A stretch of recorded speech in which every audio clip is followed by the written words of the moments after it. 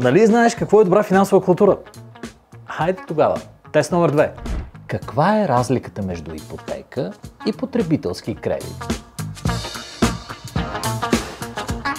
Ипотеката се обезпечава с имот, а потребителския кредит не. Какво е самоучастие при ипотечен кредит?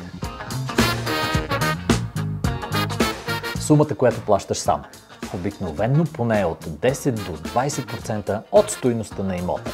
Какво е финансов лизинг? Дългосрочен наем. Ползваш автомобила срещу месечна вноска и можеш да го изкупиш. Какво е обратен лизинг?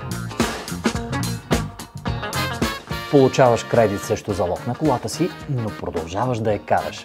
Какво е анюитетна вноска? Фиксирана месечна вноска, включваща и лихвата, и главницата, по-удобна за планиране. А сега, колко отговори позна? Пиши резултата и тъгни приятел да пробва същото. Money Shop – твоят магазин за пари.